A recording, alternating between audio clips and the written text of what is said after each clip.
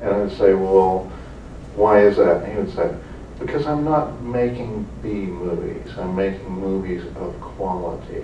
And I say, well, what about the term exploitation movies? And he says, I love that. And so he was the master of exploitation. So I developed the 3 Bs, Blood, Breasts, and Beasts, from conversations with Roger about what you need in terms of violence, nudity, sci-fi elements, martial arts elements. Roger was slow to come to the martial arts bandwagon, and in fact, I'm partially responsible for that, because he would ask me, he would say, this whole martial arts thing, he says, what do you think the kids want to see? And I said, well, they want to see Kung Fu, but they don't want to see Asian Kung Fu, which was true at the time. It's no longer true. But it was true at the time. They wanted to see Chuck Norris kicking somebody's ass, or Charles Bronson kicking somebody's ass. They didn't want to see Jackie Chan. Jackie Chan came to America in 1982, and he flopped. He totally failed. He had to go back to Hong Kong.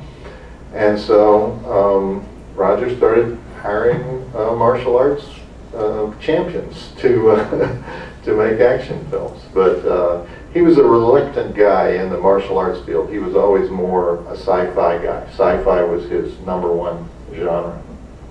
But that's how I developed all the drive-in totals. Anybody got a question? Way in the back. Yeah, speaking of Corman and exploitation and hooks and all that, was there ever any gimmicks used by one of those movies that you got to see or experience that you really appreciated, as far as like a live gimmick kind of thing? Gimmicks used like special effects, you mean? Well, I know they would like hook people's seats up with the shock 'em and stuff. And Oh, I see, like the William Castle films?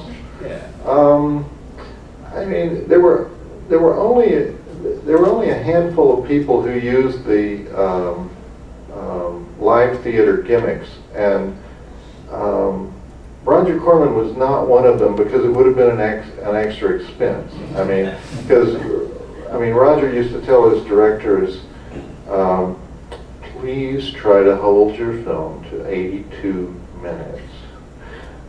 You can go to 84 in some cases, but if we have more than 82 minutes, we need an additional film can when we ship the film. We need 5 cans instead of 4. So if you keep it to 82 minutes, I mean, that's how much of a stickler he was about the cost, of like, that's the cost of mailing the film to the theater, and so he never would have done anything that required any kind of like a guy to be at the theater to do the promotion, So,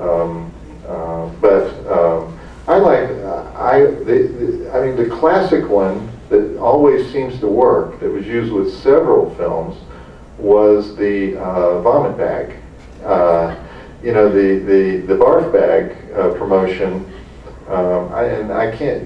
One of you may know, but I don't know which film did it first. But there were 5 or 6. There was one really bad film called The Cannibal that had a barf bag, and its barf bag is credited with saving the investors' investment on that film, because they had no other way to get their money back. It was such a horrible film.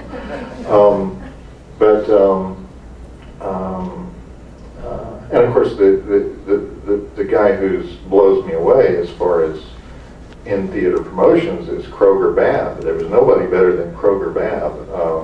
In that book that was mentioned, Profoundly Disturbing, I have a whole chapter about the film Mom and Dad, which was the greatest road show ever. It was the ultimate. I mean, Dave Friedman worked on that road show, and it was the ultimate promotion. They would take over entire cities with their promotion, and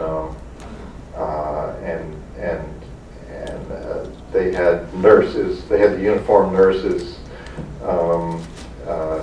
to take fainting people out of the theater. They had the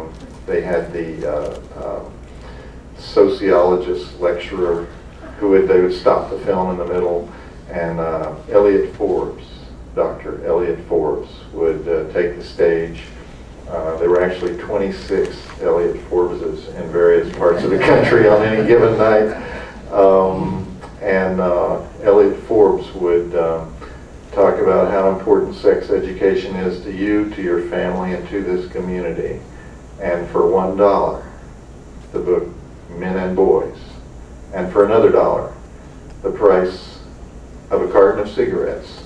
The book Women and Girls. And they would sell these 2 books to get the extra $2 from the people, and then they would start the film again, and you would see the really shocking birth reels, you know, the live birth reels at the end of the movie, which were taken from military films from World War I think. Yeah, do you have a favorite scary movie? I have always, Texas Chainsaw Massacre, the original, has always been #1 on my list, even though as much as I like the remake is, I mean, the first one has a pretty complicated plot in terms of figuring out the family, you know. The remake is just all over the lot. It's like, I never did figure out exactly what was going on in the remake, even though I liked the remake. But I like all the classic horror films. I like the Texas Chainsaw Massacre. I like Night of the Living Dead. I like Hellraiser. I like the early Argento films. I like the Mario Bava films. So I have very eclectic, you know, I'm not one of those purists, you know, that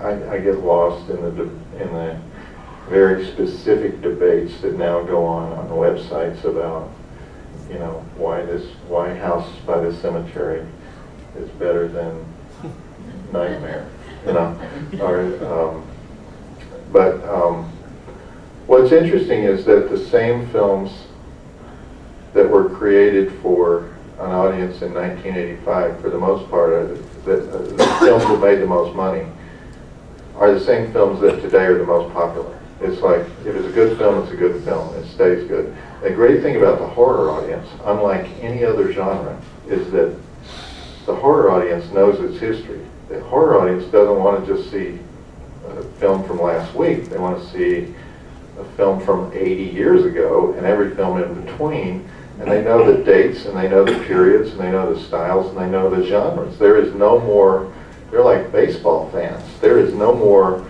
knowledgeable fan base than horror fans. There's no other genre that has that. Romantic comedy, give me a break. Talk about an airhead genre. Yeah. Anybody have a question? Way in the back, in the last row. Being a horror host, was there any movie that you absolutely hated? I mean, you know, gouge your eyes out with a fork, didn't want to see any more of it movie. A chorus line. I mean, in the horror genre. Best horror film of 1985. There was a film called Super Beast. Does anyone remember Super Beast? Yes. Or has anybody run across it in the discount bin? I think so. Super Beast was filmed in the Philippines, and there was no beast. There was nothing super about it, and it was just people wandering around in the jungle for 2 hours, and I never figured out exactly what it was about. And so we actually had a contest that if you could write in and tell us the plot of Super Beast in detail, then I would send you a case of Old Milwaukee. And another thing I got in trouble for at TNT, they said you can't offer a case of Old Milwaukee. You can't offer to male people a case of Old Milwaukee. It's against several laws. And so we changed that. But anyway, we did have like hundreds of people write in attempting to describe the plot of Super Beast, and it's just incomprehensible. It may be one of the worst movies ever made that got distribution. Now, there's a movie, I have a series of DVDs that have me on the commentary track, so you can hear the movie at half volume, and then you hear me doing the commentary. And there's one called Samurai Cop that is the most incomprehensible but entertaining bad movie that I've ever watched. You know, one of those so bad it's good bad movies. They took the guy in Maniac Cop, the actual Maniac Cop, and gave him a serious dramatic role as a hero in Samurai Cop. And that's one of the worst ones I've ever seen. I mean, I've seen a lot of bad ones, but I don't mind bad movies as long as they're not boring. And usually in the horror genre, you have some element that keeps you going, even if the movie itself. What's the one? I'm blanking on the name, but there's one of the only films he ever made, much less horror films. But the film starring Tiny Tim. Does anyone remember that title? Oh, yeah. It's a really good one. It's really good because Tiny Tim is in it.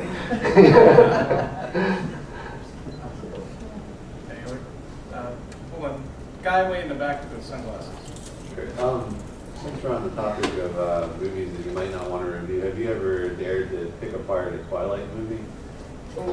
No, I haven't subjected myself to that. No. The only reason I ask is I think that could be, I was talking about with a guy up there, that could be like a gateway drug for people who don't appreciate horror movies to step into it and then maybe get to some of the meatier stuff. We don't want those people.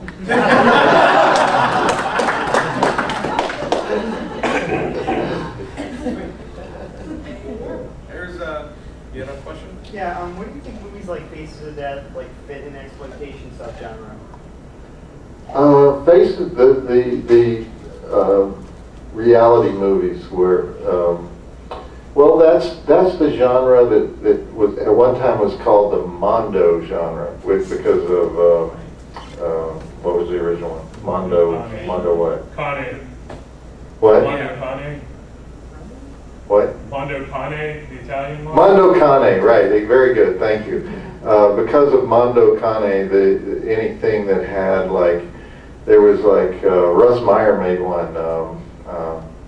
Mondo boobs, Mondo titty. What was it? Mondo topless. Very good, yeah. And so it was here's a bunch of boobs, and so anyway, the Faces of Death was just a continuation of the Mondo documentary, the gritty realism documentary, which, I mean, we live in a world today of reality, gritty realism, which started out with cop shows and now can be almost anything. Yeah, but yes, I think anything that your mother hates qualifies as an exploitation genre. Anything you shouldn't be watching because it's going to be corrupting. And those were. I remember that guy that put together Faces of Death. He was pretty much shunned everywhere he went. But there was a guy.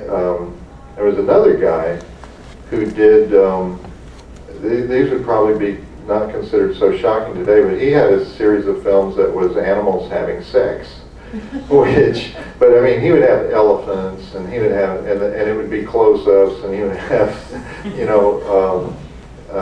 massive amounts of footage, and he would sort of goose the sound effects so that